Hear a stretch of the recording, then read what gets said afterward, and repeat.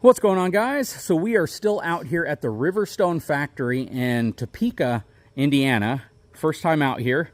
And yeah, Nick here, he is actually giving me a guided tour. It's all shut down, so it's nice and quiet out here. Don't even have to put microphones on us. It's just that quiet. So in the first video, we talked all about the frame. Go back and watch that video if you want to see the frame difference. However, in every video, you're going to see a RIVERSTONE frame, so the frame difference is going to be visible in every video, but the first one highlights all the intricacies of it. This video is going to be essentially the first station after the holding tanks get put in, after the subfloor stuff gets put in, and it gets moved to this next station. So we're going to kick this video off. Hang tight. I'll be right back.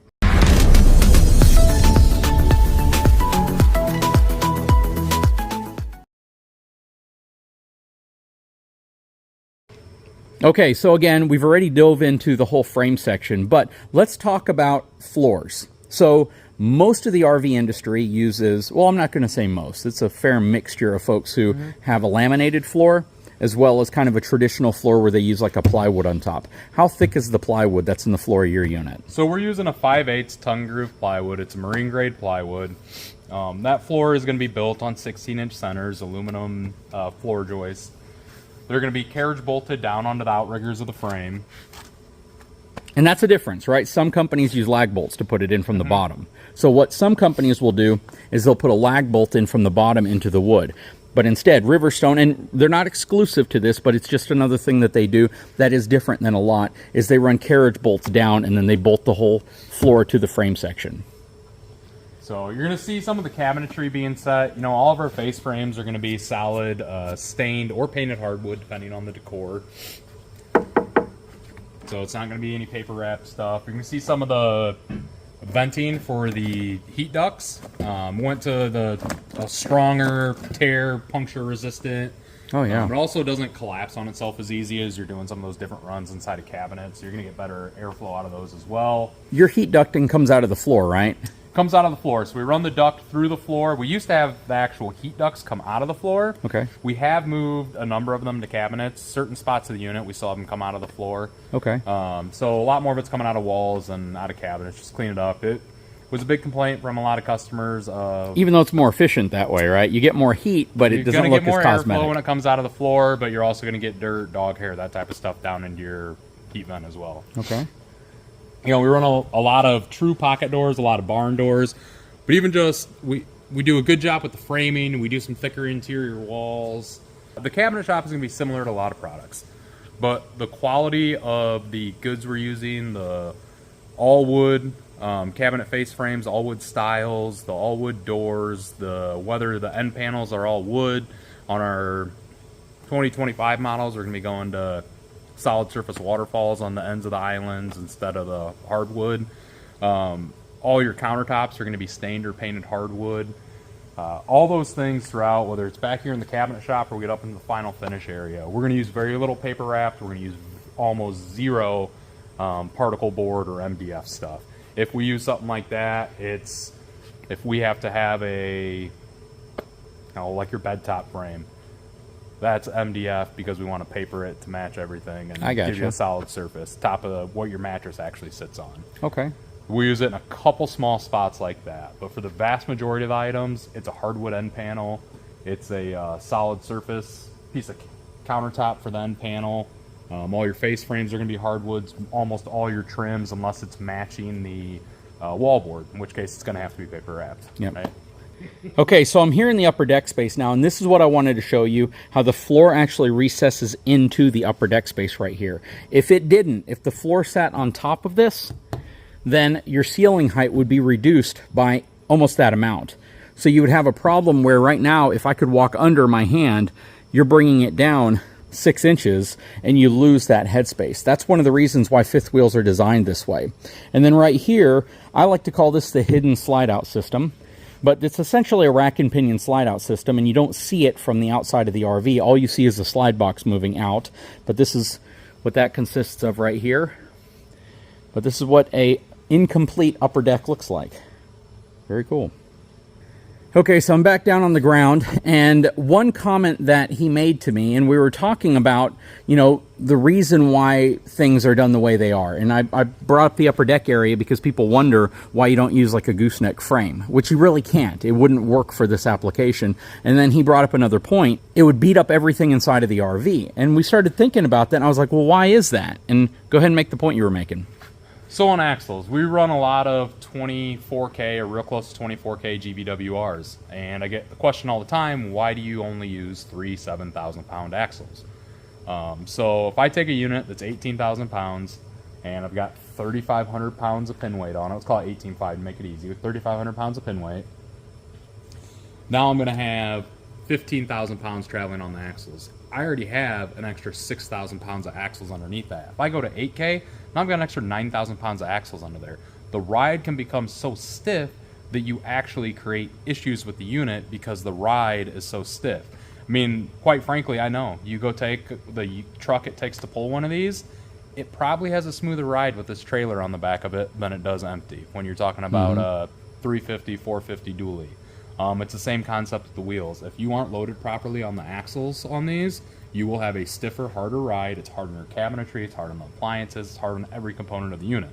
So we try to keep it where you are going to have plenty of carrying capacity to not have to worry about your axles without making the ride too stiff. And most of our units, most of our triple axles are going to be 4,000 to 5,000 pounds of carrying capacity. Yeah, so you got more than enough capacity there because, again, you don't need your axle capacity to meet the gross vehicle weight rating of your trailer because that's assuming that there's no weight on the front of your unit that's transferring to the truck. Correct. You always have to remember the back axle of a pickup truck is the front axle of your fifth wheel. So the amount of weight, pretty much, I'm not going to say all of it, but pretty much from about here forward, a large percentage of that weight is transferring to the back of your tow vehicle. And you just mentioned about 3,500 pounds, and I'm assuming that's 3,500 pounds dry, not based off of GVWR? Yeah, anywhere from 3,000 to 3,700, depending on the floor plan. Yep, so that's dry, which means by the time you load this huge belly storage up, you put your upgraded Brooklyn bedding mattress inside of it, you put your washer and dryer. Well, no, the washer and dryer is probably going to be factored into that since you guys typically have that in here. But you're talking hundreds, maybe even 1,000 more pounds worth of weight that you're transferring to the back of your truck. And that's the part people have to understand. And that's one of the reasons why you see storage capacity in this area is because it factors into the weight that actually applies to the back of a truck. Am I saying anything wrong here? No, you're right. I mean, there's still going to be a portion of it that goes onto the wheels because it's between the two, onto the regular axles. But, you know, if you add a generator, the 5.5 Onan that we would install here at the factory is, I believe, 289 pounds, right around 290. Not all 290 of that goes to the truck, but over 200 of it does. Yeah. And it's going to be similar as you fill that cargo bay as well. Very good. Well, let's move on to the next section. Okay, so right here, next station, you're just seeing more stuff go inside. You see the bathroom, shower fixtures, all of that stuff. And there's not really a heck of a lot more other than more content that's being put in, including walls and such. Over here, I do like the fact that you can see this really nice battery pull-out tray. Very cool. Those lock in, lock out. I've seen these on every unit, and it's super cool to see because it makes it so much more convenient if you have to remove or replace batteries. Yeah, they lock in and lock out. So when you're replacing your batteries and you're lugging that thing up into the top tray, you don't have to worry about it slamming in on you. So yep. You got your Nautilus water panel here. Yep. You got your blue full house water filtration system. We do a little hidden compartment under the floor of the pass-through for your brake actuator as well. If you are getting the disc brakes, keep that out of your way. All right, so this is all of our plumbing connections back here. So you want to talk about this for a second? Yeah, I know we're going to have some people that bring up using different style of plumbing between the flex hose that we're using here and the PEX plumbing. But, you know, we don't see a lot of plumbing issues, period. When it's done properly, you're taking the time doing the connections, we just don't see failures there. We've been doing it that way since day one, and we do not have a lot of plumbing failures, and almost zero in that area. So, okay. I mean, honestly, I can't think of a plumbing area where we see a ton of failures. Yeah, we can kind of cut some of that. I don't know. Let me chime in. Yeah. Okay, so, you know, one thing that I know people are going to want to ask, though, would you all consider, or have you considered moving to a different type of connector that is more appropriate for connecting PEX to flexible hosing? Or do you feel that the failure rate is so low that it's just not something you've focused on? Failure rate's been so low, it's not on our radar. I'm not saying no, it's something that we probably should explore. Sometimes the perception in the marketplace alone is enough to want to make the change, even if you're not seeing an issue. I had a couple items this model change that we're going to, that drawers, we'll see them down line, but we're moving to dovetail drawer boxes. And I'll be honest, I didn't see drawer failures. At least on your units. Well, yeah, but now here's the part that if we did see a failure, it was a drawer guide, not a drawer. You know, I was at a rally with 54 Riverstones last week, so there was over 100 customers, and I asked, have you had a drawer failure? And a few people said, yeah. And I said, did you have a drawer failure, or did you have a drawer guide failure? And they said, well, guide. Now we have switched our drawer guides. We actually got with a guy that does residential cabinets and asked for a little higher end drawer guide than what we were able to get through some of our traditional vendors. It seems to have helped some. I do believe that the dovetail drawer box being a little sturdier may help the guide stay a little sturdier as well, because a lot of times the flex in the guide is where you end up having an issue. But that's an example where there's a perception in the marketplace where we didn't really have a lot of issues, but it became such a big perception in the marketplace that we decided we needed to make the change. Okay. And this could be something like that we need to look into for that reason. We do two things when we're going to make those changes every year. We look at, the cool, sexy stuff, but we look at our warranty history, and we try to look at the top 10 items from the last 12 months and see which ones we can correct by choosing a better product. Sometimes it's a better process, sometimes it's a better product. Not everyone gets addressed every year, but that's where we start and circle those. So you brought up a really good point. The fact is, when I hear from Riverstone customers who watch my channel, many of them made their Riverstone purchase because of my channel. And when people do that, they are more critical with me because they feel like I helped guide them to that product. So they're like, hey, JD, I just wanted to let you know, I know you love this product, but these are the problems that we're having. I have not gotten anybody telling me about plumbing related issues, but the point here is that every single one that reaches out to me says that Riverstone has phenomenal customer service after the sale, that they take care of their customers. And what you just said about warranty related things, go back and look at the top 10 warranty related things. If this was a major concern, I imagine you'd want to get that fixed quickly because water damage inside of an RV can be detrimental. That's not one of those minor things that's super easy to say, hey, we're going to mail you a part to fix it. It could have done a lot of damage, especially if something like that fails and it floods the whole lower deck portion of your RV. 100%. And with our customers, a lot of them are in parks. They're hooked up to city water. So if there is a failure, it's going to pump, right? So we're going to hear about it. I talk to enough dealers on a regular basis. I talk to enough retail customers, enough of them text me, call me on a regular basis about things. If we were having plumbing issues, I would know about them. Okay. That's one thing I like. We are lower volume. I think we are hands-on with more retail, a higher percentage of our retail customers than a normal brand, which also helps bring some of the stuff to the surface. So, by the way, if you hear her sneezing or you hear her sniffling, it's because allergy season. Just driving here was insane. And yeah, I'm dealing with it. So, yeah. But anyways, you had mentioned earlier you do 4 units a day. Yes. A lot of manufacturers do upwards between 20 to 30 units a day in some cases. And even some of your higher end ones tend to do like 15 units a day. So you do 4 units a day, but that is not how many units you start and finish in a day. How long does it typically take for a Riverstone to come into your factory as a frame and then roll out of your factory as a completed unit? At Riverstone, we have 22 stations online, so that's 5.5 working days. So, what's that, a little over a week that they are online. A nice part of that is if you do have some shortages, it allows you to be able to catch things up online rather than pushing them out the door and bringing them back in to get caught up. Okay. Which is always going to be a cleaner process. Absolutely. The cleaner can go out of the door at the end of the line, the cleaner product you're going to have at the end of the day. Okay, so while we're talking about plumbing real quick, let's take a look at this water manifold right here.